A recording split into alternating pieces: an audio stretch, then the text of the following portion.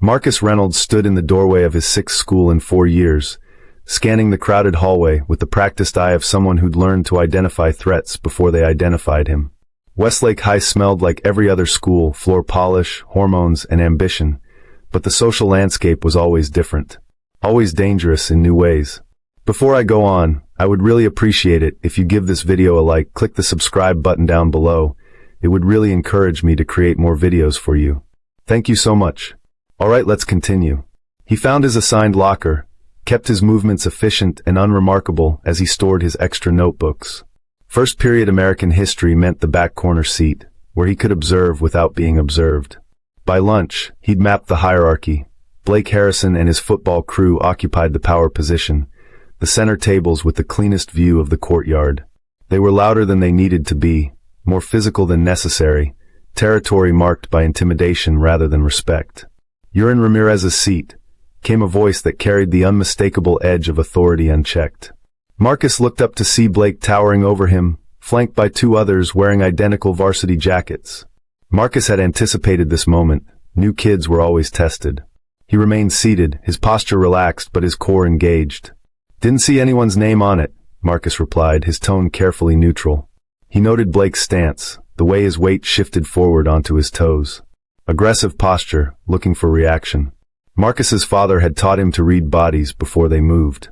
6 years of championship-level mixed martial arts training had refined that skill to instinct.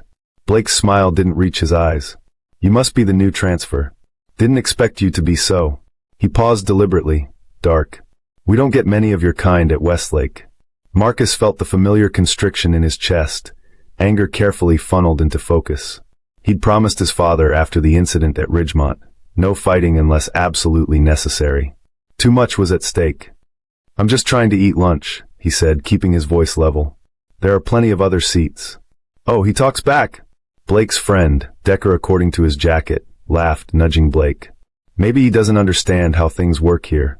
The cafeteria had quieted, attention shifting to their table.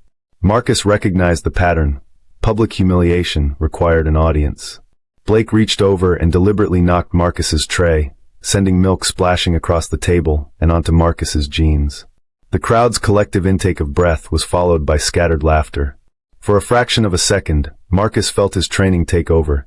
He cataloged 5 different ways to use Blake's overextended position against him. His muscles tensed, ready. Then he remembered his father's face when they'd left Ridgemont, the disappointment and fear. Marcus took a controlled breath, unclenched his fists under the table. "Clumsy me," Blake grinned. "Why don't you clean that up, new kid?" Marcus stood slowly, careful to telegraph no threat. The cafeteria watched as he gathered napkins and began wiping up the spill, his movements deliberate. Not submission, strategy. He'd learned that sometimes victory meant choosing when not to fight. From the corner of his eye, he caught movement.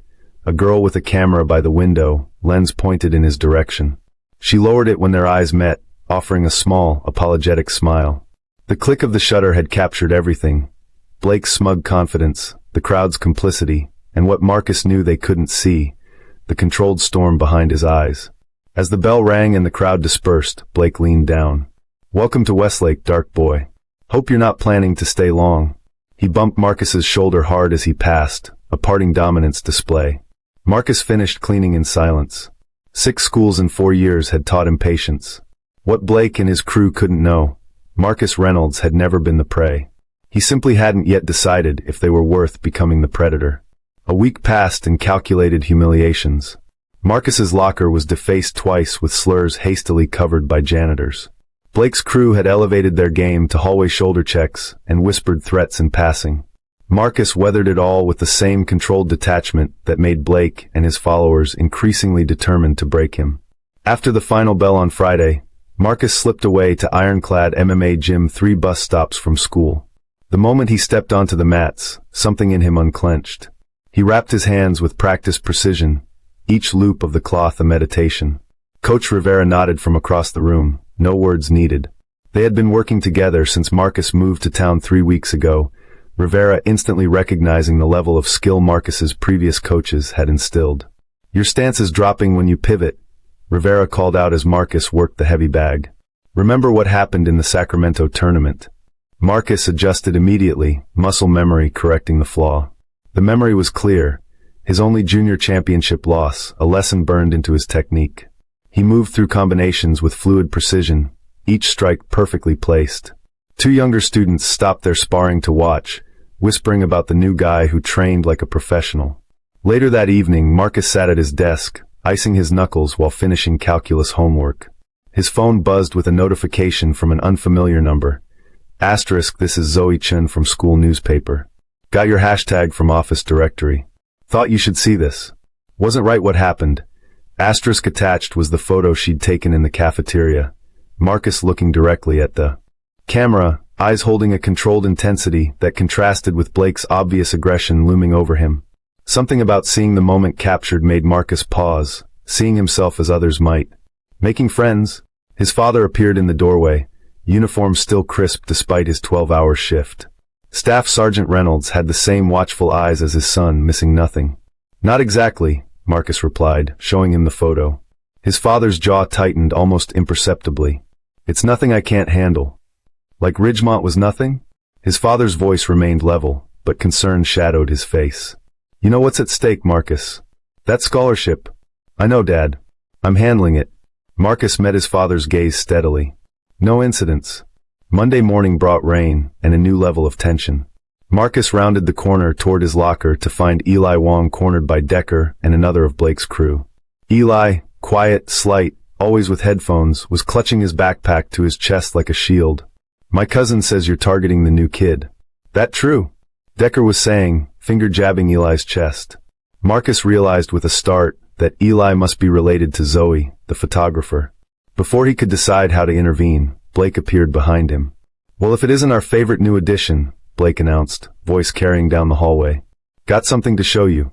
He held up Marcus's gym bag, unzipped to reveal the hand wraps and specialized MMA gloves inside. Found this in the locker room. Looks like somebody thinks he's a fighter. Students gathered, sensing drama. Marcus kept his face neutral though his pulse quickened.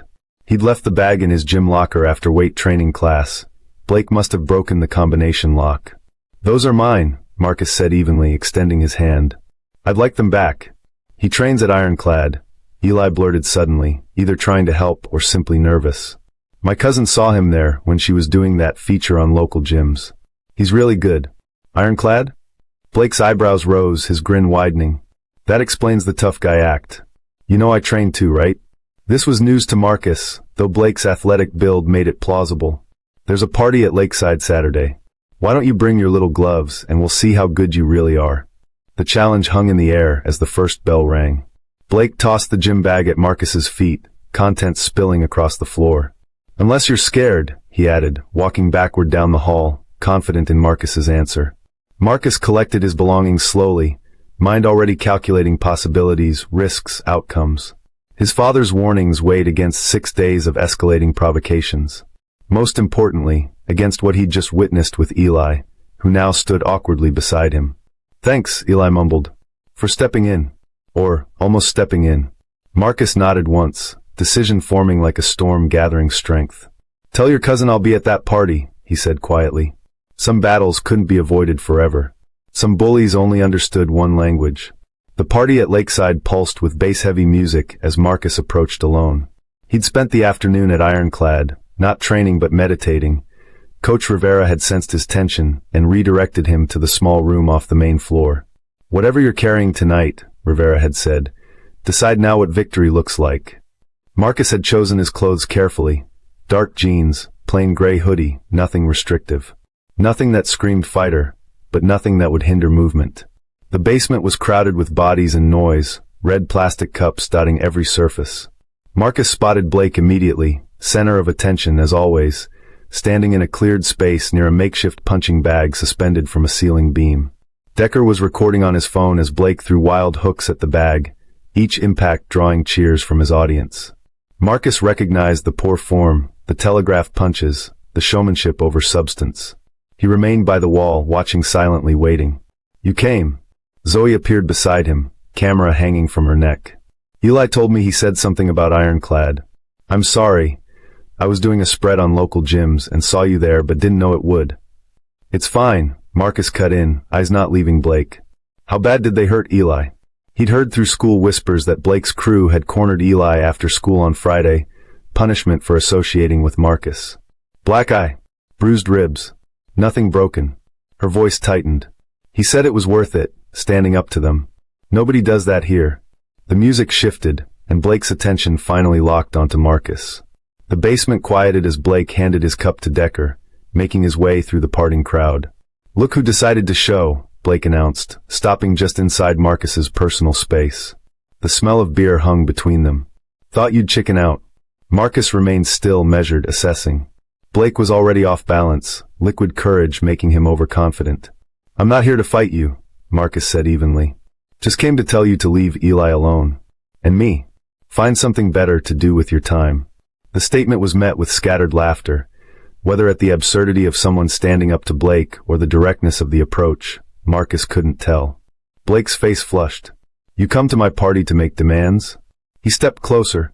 Show us those moves you're supposedly so good at. Unless that's all talk. He shoved Marcus hard, sending him back a step. The crowd tightened around them, sensing blood in the water. Marcus regained his footing, hands still at his sides. Don't do this. It wasn't a plea but a warning. One Blake was too far gone to hear. The first punch came fast but messy, a wide right hook aimed at Marcus's jaw. Marcus slipped it with minimal movement, reflexes taking over. The crowd gasped at his speed. Blake stumbled forward, thrown off by hitting nothing but air. His face contorted with humiliation, then rage. The next punches came in quick succession, each evaded with the same calm precision. Marcus hadn't thrown a single strike, yet Blake was already breathing hard, frustration mounting. Fight back! Blake shouted, voice cracking. When Marcus simply shook his head, something changed in Blake's eyes. He reached into his pocket and pulled out a pocket knife, blade clicking open with practiced ease. The crowd's energy shifted from entertainment to alarm. Not so calm now, are you? Blake taunted, circling slowly. The moment stretched, suspended in the basement's stale air. Marcus felt time slow, as it always did in competition. When Blake lunged with the knife, Marcus moved with fluid economy, grip secured on Blake's wrist, pressure applied to the radial nerve, body pivoting to use Blake's momentum against him. The knife clattered to the concrete floor as Blake howled in pain, dropping to his knees. What happened next unfolded with choreographed precision. Decker and two others rushed in, loyalty overriding sense. Marcus neutralized each threat with defensive techniques only. A swept leg here, a redirected punch there, a controlled throw that left no lasting damage. In 45 seconds, four attackers lay stunned but largely unharmed on the basement floor. Marcus stood in the center, breathing controlled, stance relaxed but ready. The silence was total until a voice called out from the crowd, Zoe's. I got everything on video. She held up her phone, red recording light still blinking, including the knife. Marcus met Blake's eyes one final time, seeing the dawning realization there. The reckoning had come, not through Marcus's fists, but through Blake's own choices exposed in unforgiving clarity. Monday morning arrived with an unfamiliar silence surrounding Marcus. The usual hallway chatter dropped to whispers as he passed, students' eyes following him with a mixture of awe and wariness. The weekend had transformed him from invisible new kid to legend. Zoe's video had spread through the school's social networks with the speed of digital wildfire. His locker, scrubbed clean of graffiti, now bore a single word in fresh black marker, respect. Principal Grayson's office summons came during second period. Marcus sat across from the administrator's desk, where a laptop displayed freeze frames from both Zoe's video and, surprisingly, security footage from school hallways. 3 separate incidents of harassment documented before the party, Grayson explained, gesturing to the screen. Blake Harrison, Tyler Decker, and James Conley have been suspended pending further investigation of the weapon incident. She studied Marcus with shrewd eyes. You showed remarkable restraint, Mr. Reynolds. Most students wouldn't have. Not my first time dealing with bullies, Marcus replied carefully. His phone vibrated, his father, who had been called but couldn't leave his post. Marcus would face that conversation later. Your transfer records indicate as much.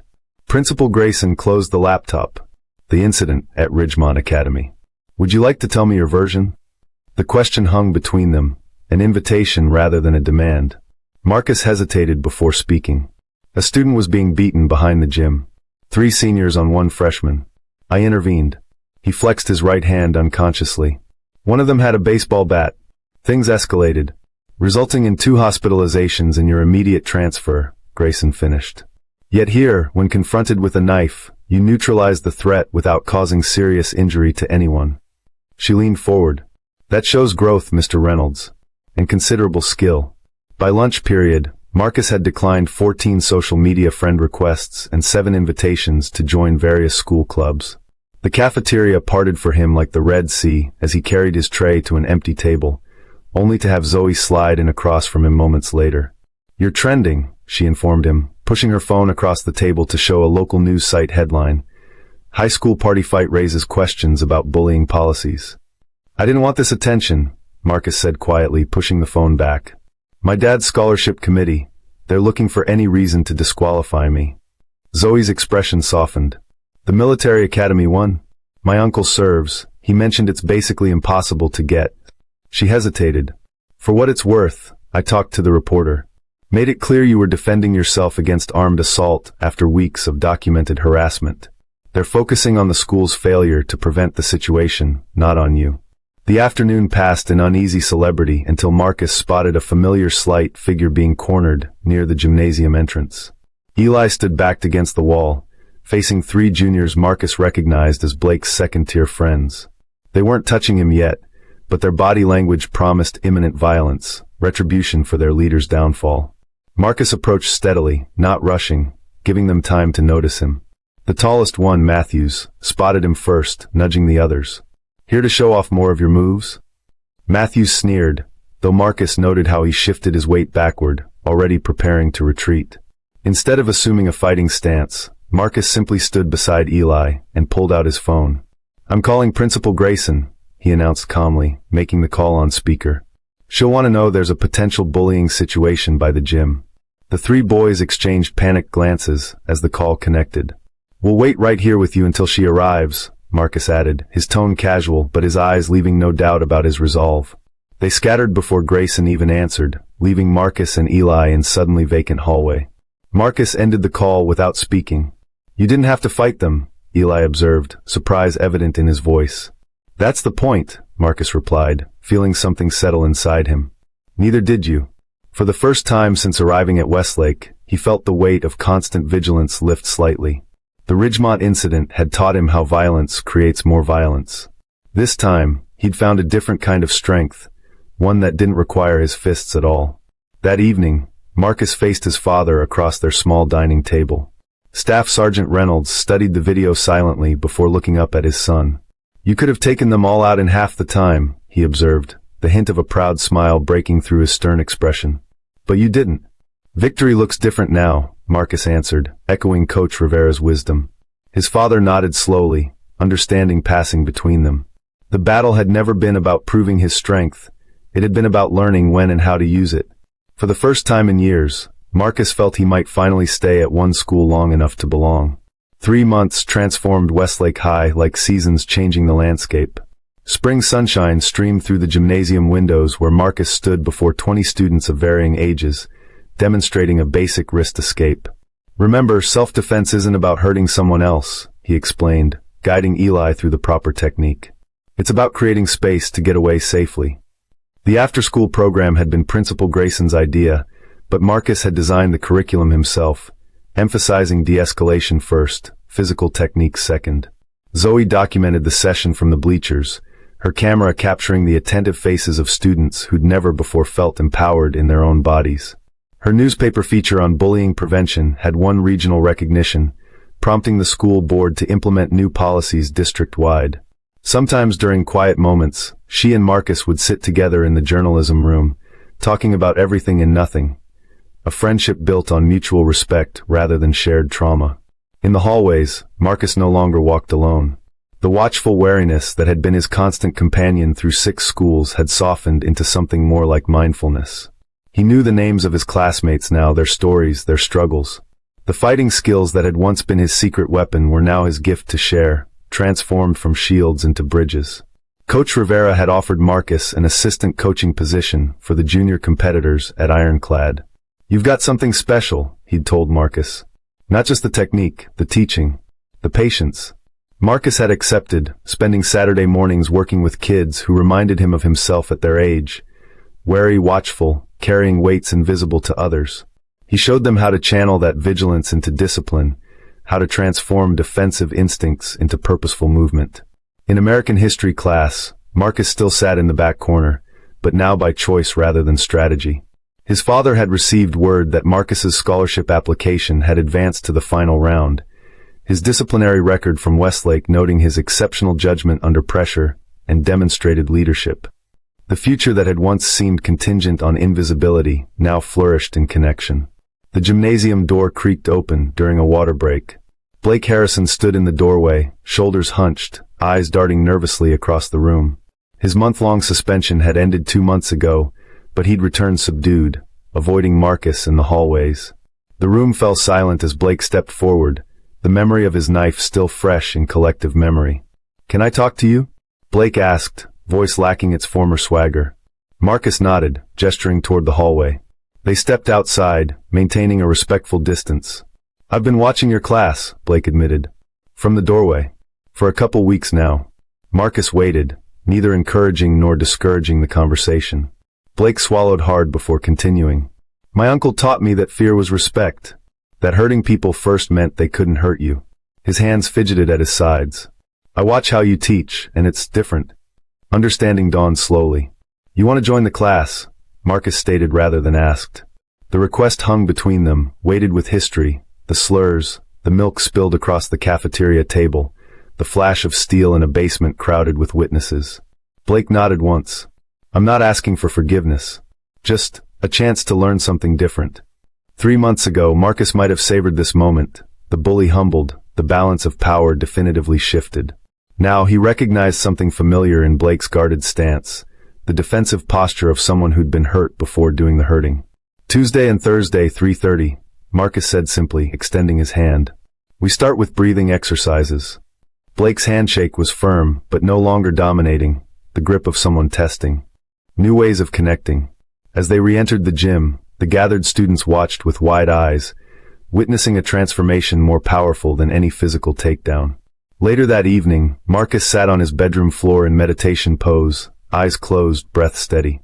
On his desk lay Coach Rivera's latest competition schedule, and his father's proud smile when discussing academy interviews. The storm that had followed him through 6 schools had finally settled into calm waters. He'd arrived at Westlake thinking victory meant surviving unseen. He'd discovered instead that true strength lay in being fully visible, not as a fighter, but as a builder of bridges across the divides of fear that made fighters necessary in the first place.